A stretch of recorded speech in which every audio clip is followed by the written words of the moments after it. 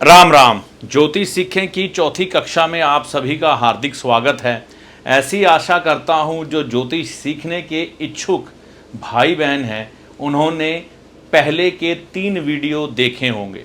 अगर नहीं देखे हैं तो देख लें, तभी आपके लिए ये जो क्रम में हम आगे बढ़ रहे हैं ज्योतिष सीखने के लिए आपके लिए सहायक होगा। मैं आपको शुरू से लेकर अंत तक ज्योतिष सिखाऊंगा, हर चीज़ बताने की कोशिश करूंगा जिसका ज्ञान मुझे है। और आप देखेंगे, आप एक दिन मतलब थोड़ा समय लग सकता है। देखिए, समाज में 2 तरह के जोशी हैं। एक है T20 मैच खेलने वाले, कुछ एक बातें बोलेंगे बस ठुस, और कुछ है पूरा अध्ययन करने के बाद पूरे विवरण के साथ ज्योतिष को समझने और जानने वाले।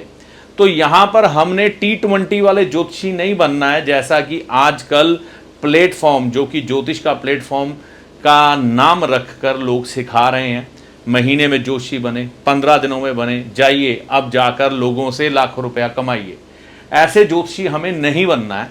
हमें बनना है वह ज्योतिषी चाहे थोड़ा समय लग जाए। देखिए, MBBS MD करना क्या आसान है, एक डॉक्टर बनने में बहुत समय लगता है, फिर वह व्यक्ति लोगों का इलाज कर पाता है, जिसे हम डॉक्टर कहते हैं। तो ज्योतिष विद्या की पढ़ाई भी जानने में, समझने में, करने में समय लगता है। आपको चीज़ें समझने में समय लगता है। लेकिन आज क्या हो रहा है, छोटे छोटे से बातें बता दी जाती है। आपका शनि यहाँ पर, आपका फलाना ग्रह यहाँ पर, आप बन गए जोशी, आप जाइए लोगों का ये उपाय दीजिए और काम करिए। उदाहरण के तौर पर किसी का शनि 6ठे घर में है तो आपका घर जो है बंद गली में होगा। तो भाई होगा, ठीक है, क्या करें अब। तो अब क्या कर सकते हैं, मतलब व्यक्ति पूछने कुछ आया, उसको बंद गली का मकान, ठीक है। कई जगह पर हमें कुंडली जांचने के लिए ज़रूरत होती है ये सब बातें बताने की, लेकिन सारी चीज़ें इसी पर आधारित कर देंगे क्या? तो बैटिंग बोलते हैं आज के दुनिया में लोग उसे। तो हमें ज्योतिष को समझना है। ज्योतिष के जो महान लोग रहे हैं, जिन्होंने ज्योतिष की पुस्तकें बड़ी बड़ी लिख के हमें ग्रंथ दे दिए, क्या वो इन सिद्धांतों पर चलते थे? उन्होंने ज्योतिष का गहनता से अध्ययन किया था। हमारे ऋषि महर्षि पराशर जी, भृगु ऋषि जी, जिन्होंने इतने इतने ग्रंथ दिए हमें।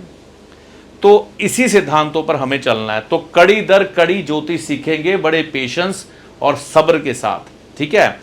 तो देखिए, अगर आप प्रोफेशनल ज्योतिषी बनना चाहते हैं तो सीखिए। लेकिन मैं ये कहूँगा, आप चाहे प्रोफेशनल ज्योतिषी नहीं बनना चाहते, लेकिन कम से कम अपने लिए ज्योतिष सीख के तो रखें, ठीक है ना। तो मेरा ये वीडियो बनाने का प्रयास तभी सफल होगा ना, क्योंकि ये वीडियो काफ़ी संख्या में बनने वाले हैं। 0 से लेकर हीरो बनाने तक जाऊंगा आपको ज्योतिष का फलादेश करते हुए। हर चीज़ को समझाने की कोशिश करूंगा। जल्दबाजी नहीं करनी है।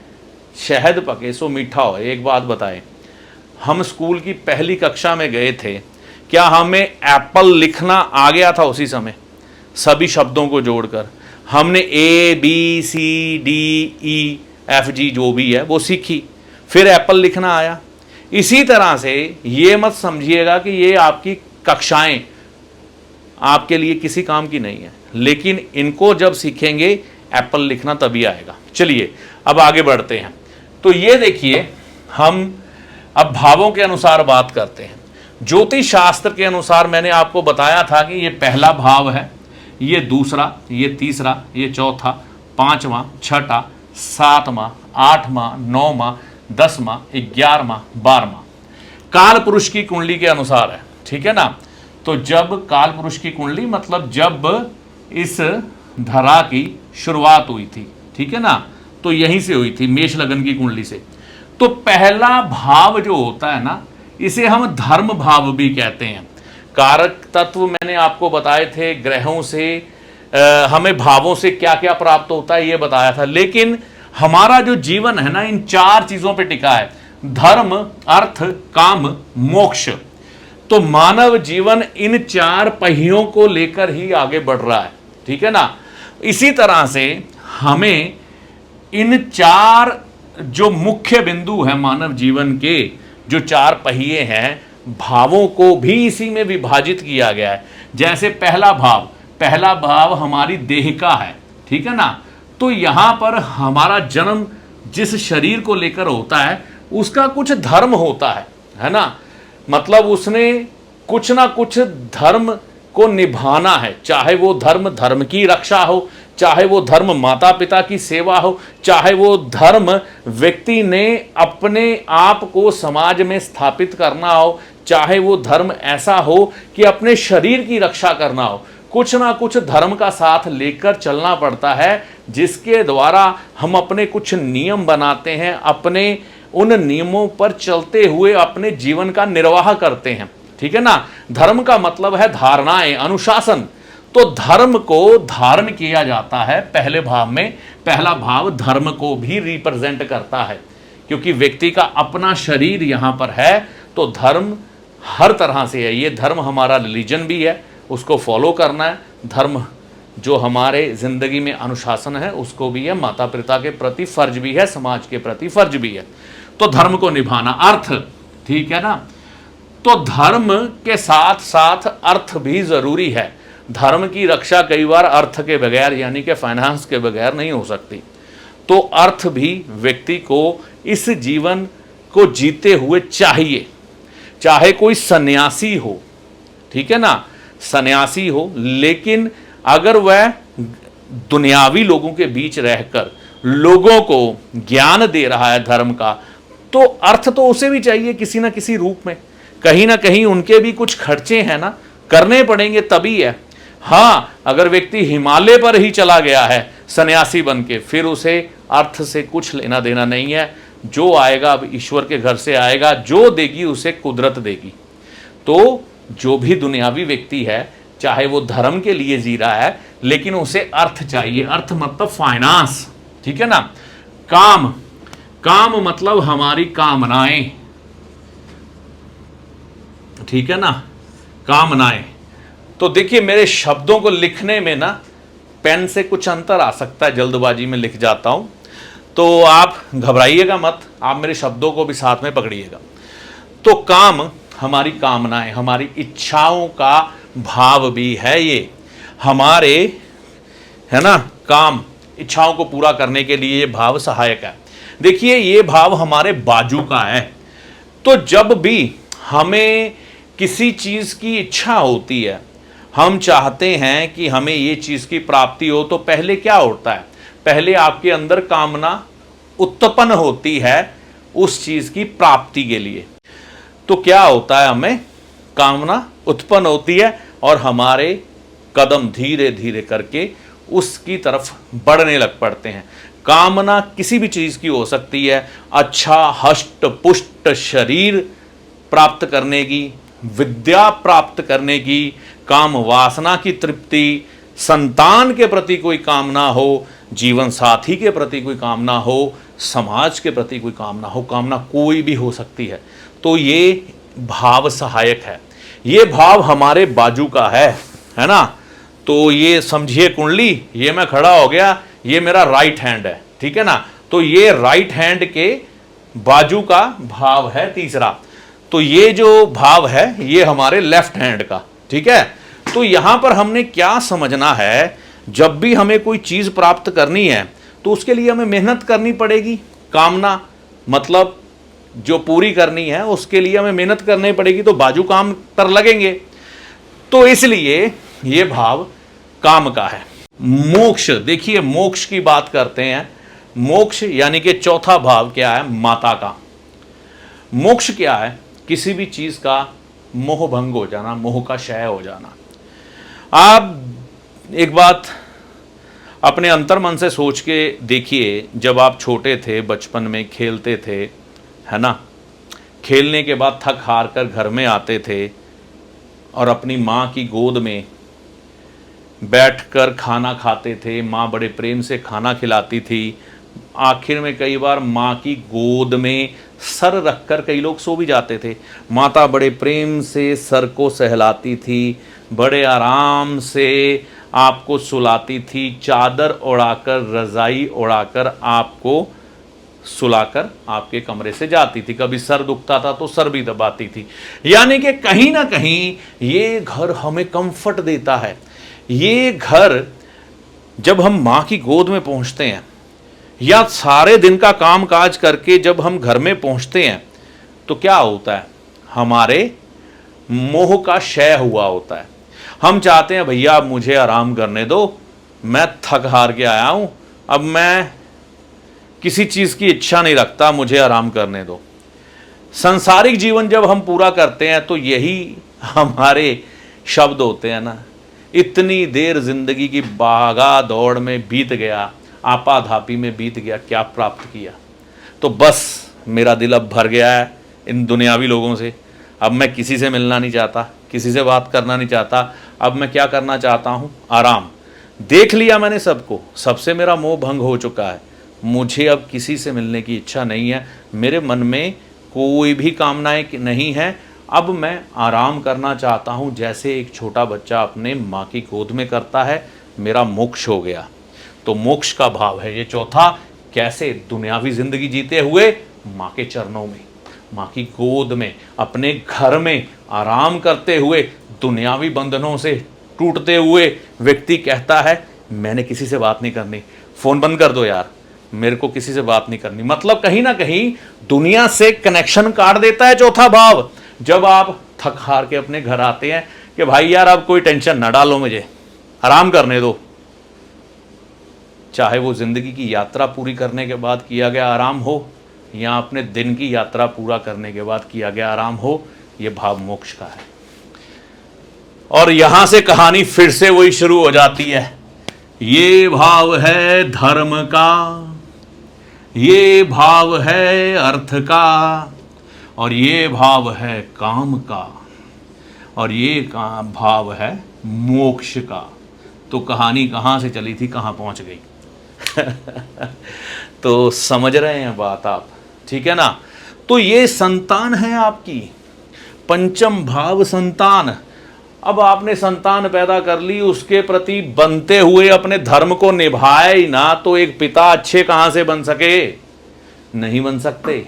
तो यहां पर संतान के प्रति अपने बनते कर्तव्यों को निभाने से इंसान अच्छा पिता कहलाता है। अच्छा पिता कहलाने के लिए अपने धर्म का पालन करना पड़ता है, इसलिए यह भाव धर्म का कहलाता है। क्लियर। ये भाव अर्थ, फिर से देखिए फाइनेंस यहां पर आया, ठीक है ना, ये आपको धन दे रहा है। यहां पर इस अर्थ का मतलब बदल गया, ये आपका धन ले रहा है। कैसे ले रहा है समझो, कर्जे का घर है, कर्जे के रूप में लोग आपसे पैसा लेके जा रहे हैं। छोटी मोटी बीमारियों का रूप है ना, ये भाव से आती हैं। तो क्या होगा, बीमारियों पे धन लग रहा है ना, तो यहां पर भी कोई ना कोई अर्थ फाइनेंस तो जुड़ा ही हुआ है, तो ये लेके जा रहा है। वैसे भी कहते हैं कि हर भाव से अगर हम देखते हैं ना, तो उसकी त्रिकोण भी उससे मिलती जुलती असर देती है। ये एडवांस की बात है, अभी नहीं करूंगा। तो ये कहीं ना कहीं भाव आपके पैसे से तो जुड़ता है। तो ये भाव लड़ाई झगड़े का है। लड़ाई झगड़ा होगा, पैसा लगेगा, थाने में जाओगे, कोर्ट कचहरी होगी, है ना, तो वहां पर भी तो पैसा लगेगा, ये पैसे से कनेक्ट हो ही जाएगा, ठीक है ना। तो मतलब ये भाव को हम अर्थ का गिन सकते हैं, फाइनेंस का गिन सकते हैं। सूदखोरी भी यहां से है, किराएदार भी यहां से है, मतलब माया तो प्रकट हो रही है यहां से। उन ऋषि मुनियों को प्रणाम करो जिन्होंने ज्योतिष जैसे महान ग्रंथ को लिखा, जिससे हम अपने जीवन का लक्ष्य प्राप्त कर सकते हैं। धन्यवाद दो उनको। ये भाव फिर से काम का। देखिए, अगर आपके पास बच्चे बैठे हैं ना, उनको कृपया दूर भेज दें। कुछ बात है ज्योतिष की, वो खुल के करनी पड़ती है, तो वीडियो रोक के बच्चे को साइड में कर दें। देखिए, ये सप्तम भाव है, ठीक है ना। सप्तम भाव जो होता है आपके जीवन साथी का होता है। सप्तम भाव काम वासना का होता है, ठीक है ना। सप्तम भाव आपके गुप्त अंग का होता है, ठीक है। और ये दुनिया का बाजार है एक तरह से सजा हुआ, क्योंकि ये बाजार भी कहीं ना कहीं शुक्र का है। तो यहां पर काम वासना की तृप्ति और काम वासना के लिए जब व्यक्ति जीता है ना, तो ये भाव इसलिए काम का गिना गया है। कामनाएं, कई लोगों के दिमाग में हर समय यही चीजें घूमती हैं, तो काम वासनाएं आपके जीवन में जब प्रकट होती हैं तो यह भाव एक्टिवेट हो जाता है। ये काम का इस तरह से भी है, हम बोलबानी से भी कई चीज़ें सोचते हैं, बोलते हैं, चाहते हैं, इच्छाएं प्रकट करते हैं, और ये कई बार मौन अवस्था में काम वासना की तृप्ति करने के लिए गुप्त तरीके से भी व्यक्ति चलता है। काम वासना इस भाव से देखी जाती है, इसलिए काम का कहा गया है। मोक्ष यहाँ पर लिया गया है अष्टम भाव। अष्टम भाव आप सभी जानते हैं, आयु का भी है, आयुष को भी दिखाता है अष्टम भाव, और मृत्यु किस प्रकार से होगी इसके बारे में भी जानकारी देता है। तो देखिए, मरने के बाद व्यक्ति का मोक्ष हो ना हो, लेकिन एक शमशान का भाव होने के कारण जब हम इस भाव में प्रवेश करते हैं, जब किसी की मृत्यु होती है, शमशान घाट जाते हैं। आज के समय में तो लोग देखो, संवेदनाएं मर चुकी हैं लोगों की, शमशान घाट में जाके भी बिजनेस की बातें, इधर उधर की बातें, चुगलियां, ये वो सब चलता है। लेकिन मैं याद करता हूँ अपने बचपन के वो दिन, यानी कि युवा अवस्था होने के वो दिन, जब किसी की मृत्यु होती थी तो 10-15 दिन तो हमारे दिमाग पर बहुत गहरा प्रभाव पड़ता था उस चीज़ का। हम विचार ही करते रहते थे, मंथन ही करते रहते थे सारा दिन। अरे यार, वो व्यक्ति ऐसा था, वैसा था, मर गया, एक दिन हमारे साथ भी ऐसे होना है। मतलब कई बार अपने अंदर की अच्छाइयाँ और बुराइयाँ नज़र आने लग पड़ती थी जब व्यक्ति शमशान घाट के अंदर होके आता था। तो इसलिए ये जो भाव है ना, इसको मोक्ष कहा गया। मोक्ष इसीलिए कहा गया है कि यहाँ पर आपको पता लग जाता है कि आप करने क्या आए हो भाई, कर क्या रहे हो। हर चीज़ से मोह भंग होने लग पड़ता है आपका। यार मैं क्या कर रहा हूँ, इसने अपनी ज़िंदगी में क्या हासिल कर लिया, क्या करने आया था, क्या लेके गया। तो मोक्ष का है ये। और यहां से कहानी फिर शुरू होती है। धर्म, अर्थ, काम, मोक्ष, जहां से चले थे वहीं पर पहुंच गए। नवम भाव हमारे भाग्य का। तो भाग्य बिना धर्म के बन ही नहीं सकता। जो व्यक्ति अपने धर्म का पालन नहीं करता, उसे इस घर का सुख नहीं मिलेगा। धर्म का पालन क्या है? अपने माता पिता की सेवा, अपने बच्चों के प्रति अपनी जिम्मेवारी निभाना, समाज के प्रति अपनी जिम्मेवारी निभाना, धर्म के प्रति अपनी जिम्मेवारी निभाना, अपने पूर्वजों के रीति रिवाजों को मानना और उन्हें निभाना, ना कि पूर्वजों की परंपराओं को गालियां देना और अपने सिद्धांतों को छोड़ देना, और जो बातें हमें शास्त्रों के रूप में हमें बताई गई हैं उनका निर्वाह करना, ये हमारा धर्म है। हमारे देवी देवताओं ने हमें जो बातें बताई हैं शास्त्रों के रूप में, उसका निर्वाह करना, उसको निभाना, ये भाग्य धर्म निभाने से प्रबल होता है। ठीक है ना। और यहाँ पर देखिए, अगर किसी व्यक्ति ने अपना धर्म अच्छे से निभाया है, क्योंकि ये भावना दादा का है, कई साउथ में इसे पिता का भी लेते हैं। ठीक है ना। अब किसी का पिता ही खराब है कई बार, तो क्या उसकी किस्मत होगी। ठीक है ना। तो दादा पिता यहाँ से ले लेते हैं। अगर ये व्यक्ति दोनों अपनी जिंदगी में, यानी कि आपका दादा और पिता दारूबाज हो, गंदी हरकतें करते हो, समाज में मतलब कि बदनाम लोग हों, पूरी तरह से अपने धर्म का पालन इन्होंने ना किया हो, ना करें पिता और दादा, आपका जीवन क्या होगा।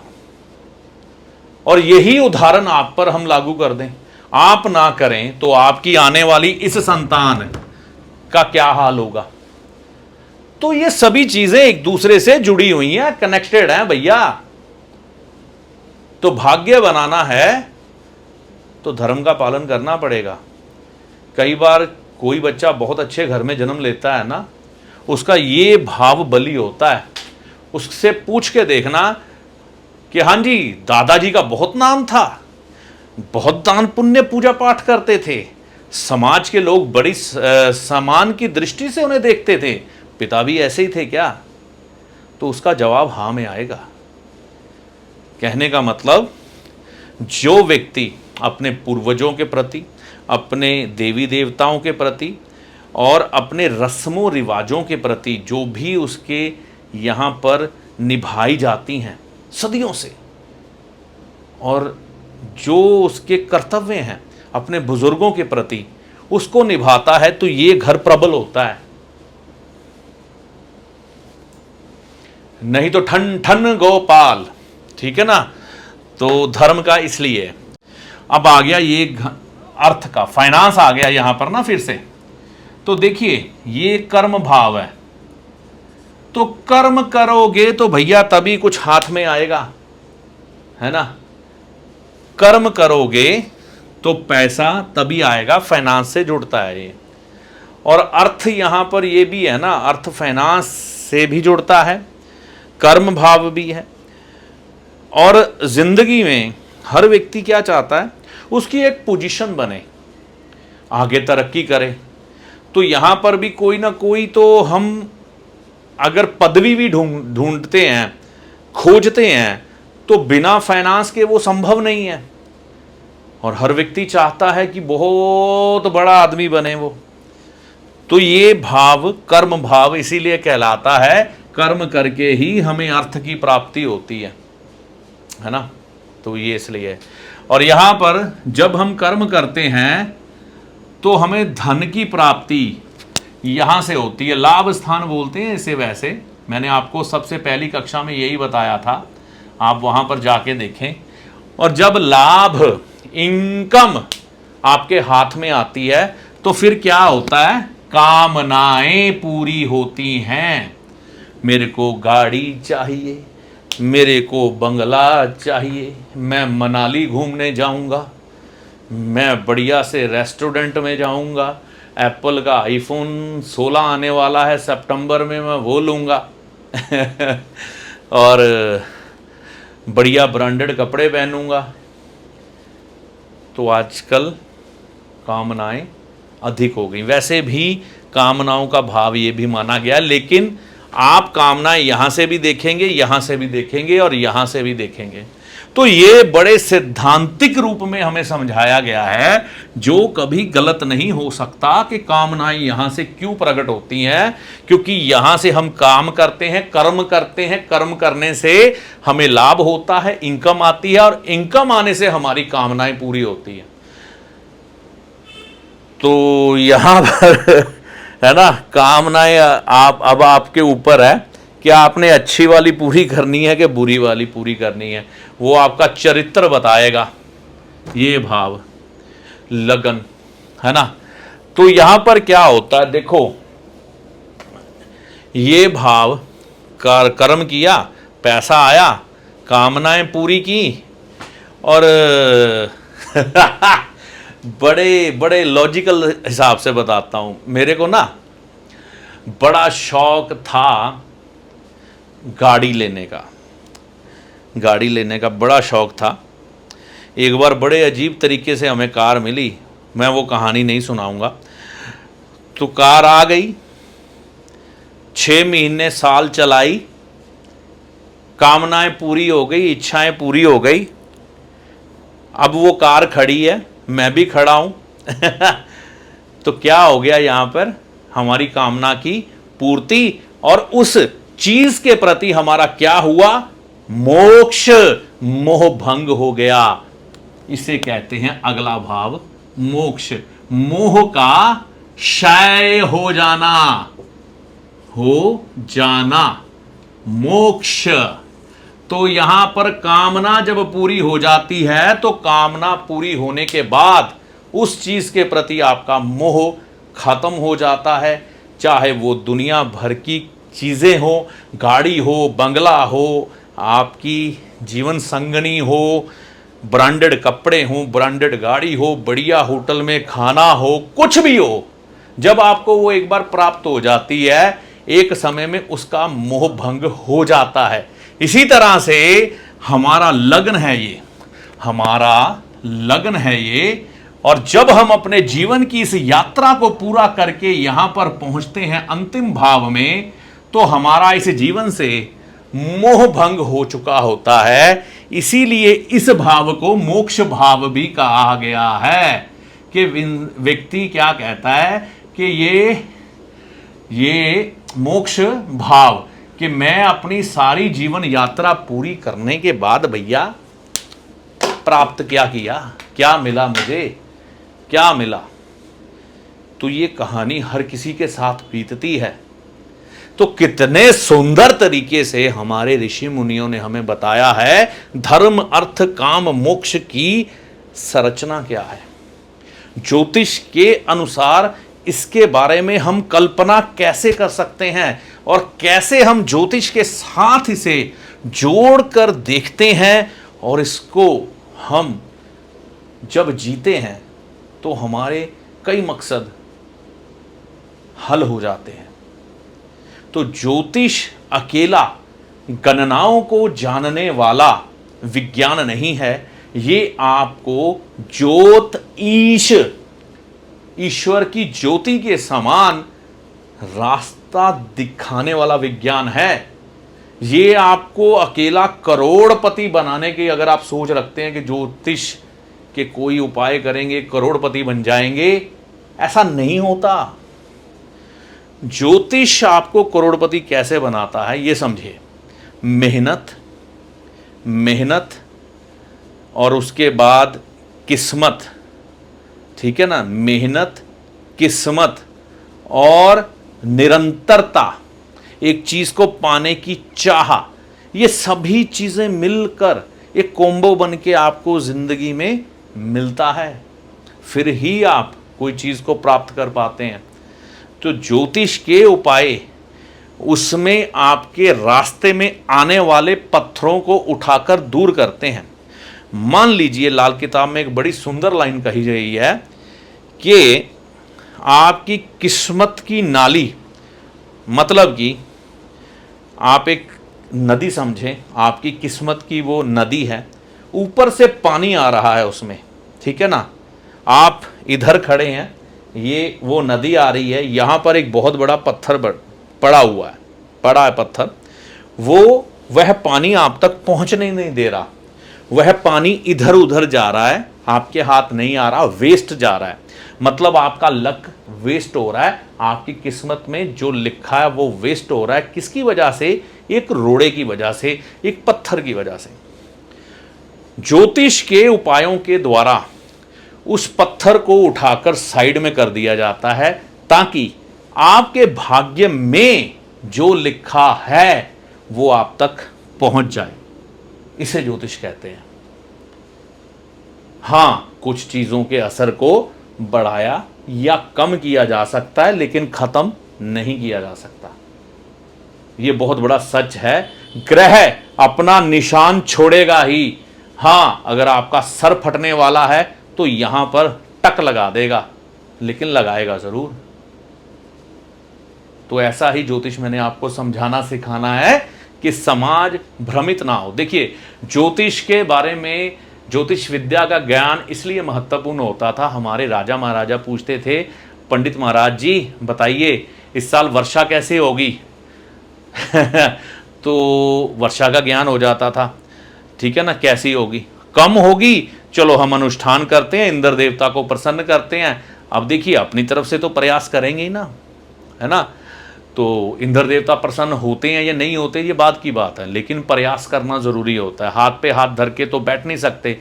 कोई लोग कहते हैं कि भाग्य में जो लिखा है वही होना है, तो फिर हमें उपाय करने की जरूरत क्या है।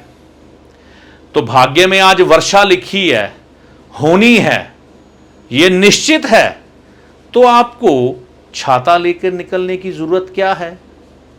आप ऐसे ही निकलिए बाहर।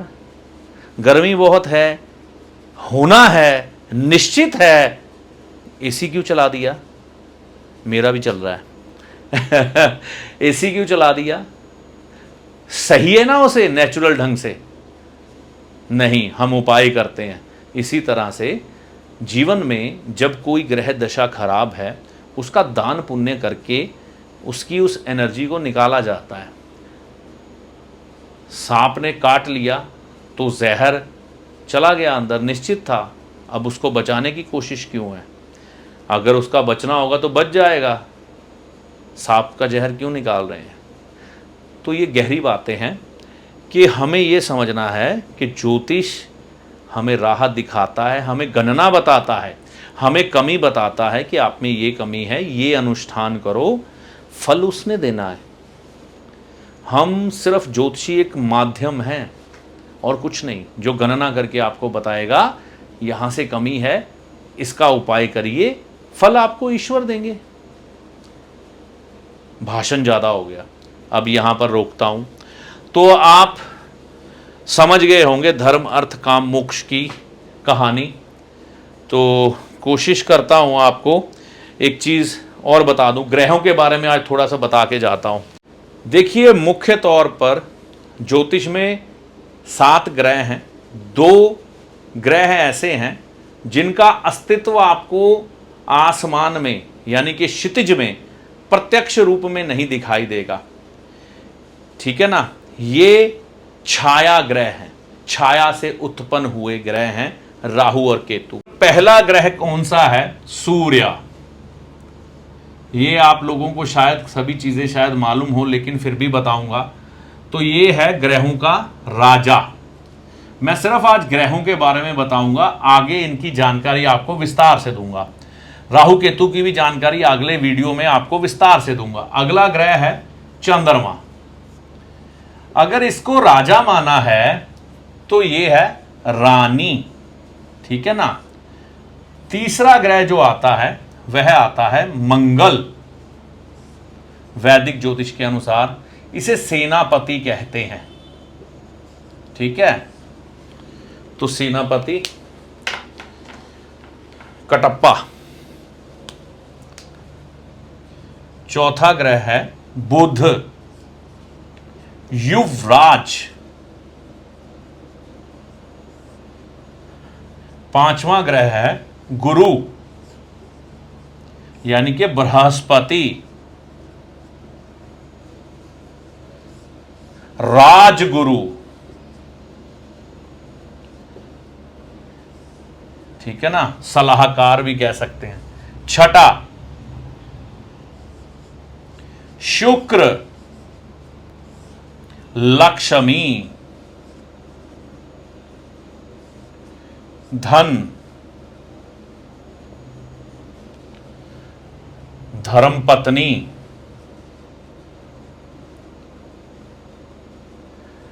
तो पुरुष के लिए धर्मपत्नी शुक्र है वैदिक ज्योतिष में, और महिला के लिए, स्त्री के लिए पति के कारक हैं बृहस्पति, ठीक है। बृहस्पति पति के कारक हैं।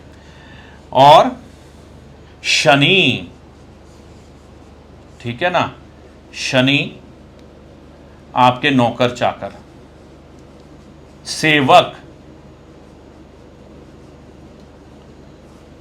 ठीक है जी। तो ये राजा है, ये रानी है, सेनापति है, युवराज है, गुरु राजगुरु है, शुक्र लक्ष्मी धन है, और धर्मपत्नी है पुरुष के लिए, ठीक है ना। और यहां पर शनि नौकर सेवक। तो ये ग्रह पूरे हो गए। राहु और केतु को पुराने ज्योतिष में जगह नहीं दी गई थी, क्योंकि वो लोग राहु केतु के जाल में फंसे ही नहीं हुए थे, उनसे मुक्त थे। लेकिन आज के समय में राहु को जगह दी गई है। तो राहु छाया ग्रह है, ठीक है। इसका विस्तार से मैं अगले वीडियो में बता दूंगा आपको, क्योंकि वीडियो ज़्यादा लंबी हो जाएगी। तो देखिए, राहु क्या है, ये भी कहीं ना कहीं गरीब लोगों के कारक हैं, गरीब, ठीक है, और गंदी जगह के भी कारक हैं। वैसे वैदिक ज्योतिष में ना हम कहते हैं मंगलवत केतु शनिवत राहु, यानी कि जैसे प्रभाव मंगल के होते हैं वैसे ही केतु के होते हैं, जैसे शनि के होते हैं वैसे ही राहु के होते हैं। यानी कि इन दोनों का स्वभाव सेम है, एक तरह से तरीका है इनका काम करने का, ये आप समझ के चलिएगा वैदिक ज्योतिष के अनुसार, पराशर ज्योतिष के अनुसार। तो केतु, ठीक है ना, तो केतु भी कहीं ना कहीं मंगल का स्वभाव लिए है, आपका सेवक है, आपका रक्षक है। जैसे कि हम कुत्ते को केतु मानते हैं लाल किताब में, तो मंगल आपका रक्षा करने वाला सेनापति है, तो केतु का कुत्ता भी घर में आपकी रक्षा करता है, मालिक का वफादार होता है, और सेनापति भी वफादार होता है देश के प्रति और आपके प्रति। आपका कोई अंगरक्षक है तो कहीं ना कहीं मंगल जैसे गुण इसमें भी हैं, ठीक है ना। तो ये चीज़ है, बाकी मैं विस्तार कर दूंगा। तो ये आपने ग्रह याद कर लेने हैं, ठीक है ना। सूर्य, चंद्रमा, मंगल, बुध, गुरु, शुक्र, शनि, राहु, केतु, 9 ग्रह, इन पर ही सारी कहानी घूमेगी आगे जाके। तो इनको याद करके रखिएगा। वीडियो हो सकता है थोड़ा लंबा हो गया हो, लेकिन जानकारी अच्छे से होनी चाहिए। जानकारी अच्छे से हो तो फिर व्यक्ति को दिक्कत नहीं होती, ठीक है ना। तो आज का काम हो गया पूरा। मिलते हैं अब अगले वीडियो में। तब तक के लिए आप इस चौथे वीडियो के देखने के बाद आपको कैसा लगा? देखिए, कमियां 100 प्रकार की मेरे में हो सकती हैं, लेकिन किसी की कमी बताने वाला हमेशा मित्र होता है। कई बार मैं कमेंट नहीं कर पाता, लेकिन मैं पढ़ता ज़रूर हूँ मैसेज, ठीक है। तो आप मेरी कमी मुझे बता सकते हैं, ताकि मैं उसे और बेहतर ढंग से आपको दोबारा दूर करके मिलूं और आपको अच्छे तरीके से ज्योतिष समझा सकूं, सिखा सकूं। यही प्रयास है। कोई ज्योतिष का जानकार विद्वान है, वह भी अपनी सलाह दे सकता है, क्योंकि किसी की मदद करने से हमें ईश्वर की मदद भी मिलती है। तो आज के लिए यहाँ तक का ज्ञान। मिलते हैं अगले वीडियो में। तब तक के लिए आपको इस वीडियो में दी गई जानकारी का लाभ माता रानी की कृपा से होगा। जय माता दी।